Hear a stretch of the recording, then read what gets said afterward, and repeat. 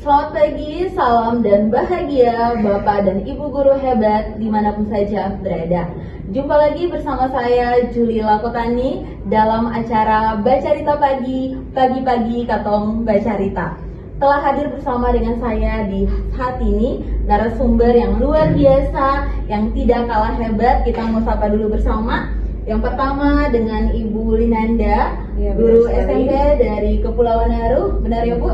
Ya. Yang kedua ada Ibu Vista, guru SD dari Maluku Tenggara. Iya, selamat pagi. Selamat pagi juga Ibu. Bagaimana kabar Ibu berdua? Sehat Bu? Sehat, Alhamdulillah, baik. Ya, puji Tuhan. Ya, baik Ibu, berbicara tentang penerapan kurikulum Merdeka ya. Tentunya ini sudah menjadi tidak asing lagi ya di kalangan dunia pendidikan, terutama bagi Ibu berdua ya. Nah, saya ingin dengar dong kira-kira ya sudah berapa lama sekolah Ibu menerapkan kurikulum Merdeka? Kalau di sekolah saya SMP Negeri Gowardumbo, kemudian kita lulus sekolah penggerak angkatan 3. Jadi kalau tahun ini kita sudah tahun kedua. Jadi datang kelas 9-nya masih ke-13. Ke-13 ya. Kalau pengalaman dalam penerapannya mungkin di tahun pertama ketika kami baru mulai kurikulum Merdeka itu masih sedikit sulit karena belum penyesuaian. Tapi di Tuhan di tahun kedua ini sudah mulai baik. Oke, terima kasih Ibu. Saya mau ke Ibu Vista dulu ya. Ibu sudah berapa lama sih sekolah Ibu menerapkan kurikulum Merdeka? Menarik sekali ya terkait dengan kurikulum Merdeka ini. Iya. Kalau di sekolahnya Ibu tadi di SMP Gowardumbo kan sekolah penggerak angkatan 3. Iya. Kalau di sekolah saya SD Impres Fatwahan, kebetulan kami bukan sekolah penggerak nih, tapi kami berupaya untuk bisa mendaftar kurikulum Merdeka secara mandiri. Jadi tahun lalu kita mencoba masih yang mandiri belajar, kemudian mandiri berubah, dan selama 2 tahun masih ada dalam mandiri berubah. Di kelas 1, 2, 3, 4, 5, 6 kita mencoba masuk ke mandiri berubah. Wow, Luar keren biasa ya. Iya, luar biasa ya. Walaupun belum sekolah Iya. tapi mencoba. Keren nih sekolah Ibu.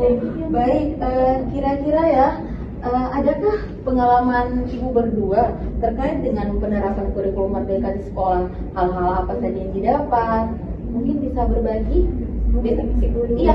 Oh, ada ya? Oke, boleh. Nah, ya. Pengalaman terkait dengan penerapan kurikulum Merdeka. Kalau sekolah penggerak ini kan tentunya beda dengan sekolah yang Iya, mandiri yang iya, menerapkan benar. kurikulum Merdeka. Iya. Sejauh ini pengalaman yang paling saya rasakan sangat berharga itu bagaimana kita merubah mindset teman-teman di sekolah. Oke. Antara yang sebelumnya KTSP kemudian dibawa ke K13 sampai Iya. sekarang masuk ke kurikulum Merdeka. Terjadi banyak sekali perubahan-perubahan. Nah, pengalaman yang paling berharga ketika merubah mindset teman-teman guru itu kerja kerasnya itu luar biasa. Dari yang sebelumnya lebih pada teacher center, Iya. tapi kita berupaya di dalam K13, baik K13 yang masih murni ataupun yang mengalami transisi Iya. ke kurikulum Merdeka dirubah dari teacher center ke student center.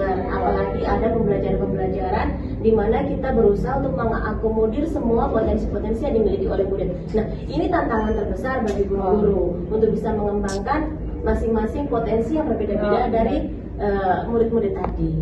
Itu pengalaman yang saya rasakan. Intinya merubah mindset ya Bu ya? Iya, benar sekali, merubah Karena mindset. kalau mindsetnya tidak berubah pasti juga tidak akan berubah sama sekali. Iya, Bu, ya? tetap seperti yang dulu. Oke, baik. Kalau untuk Ibu Linanda bagaimana Bu pengalamannya terkait dengan penerapan kurikulum ini? Oke, baik. Pengalaman saya itu tidak terlalu berbeda jauh ya dengan Ibu Vista. Jadi memang awal-awalnya itu memang agak sedikit sulit. Bagaimana kita mau merubah dari awal. Jadi kita waktu itu kita IHT kurang lebih seminggu untuk awal ya.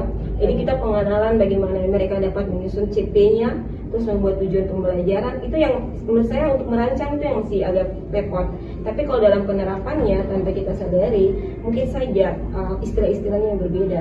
Contohnya pembelajaran diferensiasi itu kan sudah dilakukan, tapi mungkin tidak maksimal karena guru-guru belum memahami itu seperti apa pembelajaran diferensial dalam penerapannya ya. Seperti juga saya katakan bahwa mengakomodir minat dan bakat Kalau waktu dulu kan tidak seperti itu ya Bu Bibi.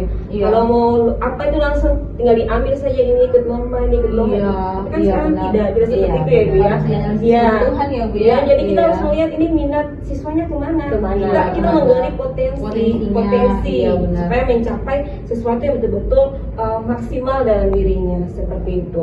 Jadi kebetulan sekolah kami sudah melakukannya dan puji Tuhan terlihat hasilnya. Oh. Jadi kami juga sudah mengakomodir tentang student agency, jadi kepemimpinan murid di dalam program-program sekolah kami seperti itu. Begitu ya Bu ya. Iya, baik Bu.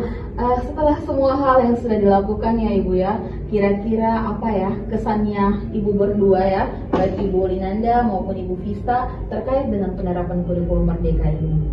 Oke, baik. Kalau kesan saya ya Bu ya, kurikulum Merdeka itu kita sebagai guru, fokus utama kita cuma satu, murid, murid, murid dan murid. Jadi kita akan berusaha semampu kita untuk memberikan yang terbaik dari kita untuk murid kita mencapai kebahagiaan yang setinggi-tingginya sebagai individu maupun sebagai anggota masyarakat nanti. Seperti itu. Ya, terima kasih. Kalau Ibu Vista bagaimana?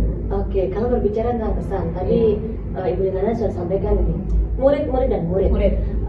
Kurikulum Merdeka bagi saya sebagai seorang guru maupun kepala sekolah merupakan kurikulum yang paling unik. Kenapa saya bilang paling unik? Karena di kurikulum Merdeka itu kita berusaha untuk bagaimana melihat potensi-potensi dari keunikan siswa tadi itu, keunikan kita di sekolah. Jadi bagaimana kita membuat keberagaman, pembelajaran yang beragam bagi murid-murid yang juga beragam. Jadi jangan pernah menyeragamkan keberagaman yang ada di sekolah kita masing-masing. Saya kutip satu ya. Oh, oke. Ini dari KHD juga. Iya. Jangan memaksakan padi untuk tumbuh menjadi jagung, ataupun jagung tumbuh menjadi padi. Jadi semua siswa itu mereka unik. Unik. Jadi mereka bahkan anak kembar sekalipun itu mereka berbeda. Iya, benar. Wow.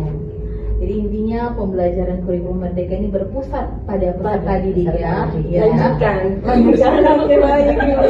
Oh, penjelasannya luar biasa sekali ibu-ibu guru hebat, dan tidak terasa ya kita sudah berada di akhir obrolan kita di saat ini. Saya mengutip satu quotes yang disampaikan oleh Nelson Mandela. Pendidikan itu adalah senjata yang paling ampuh untuk bisa Anda gunakan mengubah dunia. Baik ya, oke Ibu, terima kasih banyak untuk kesempatannya sudah hadir bersama-sama dengan kita di saat ini dalam acara Baca Rita Pagi. Dan bagi pemirsa di rumah juga terima kasih banyak sudah menyaksikan acara ini. Kita akan ketemu lagi minggu depan dalam acara yang sama. Saya Juli Lakotani undur diri dari hadapan Anda. Terima kasih atas perhatiannya. Salam dan bahagia.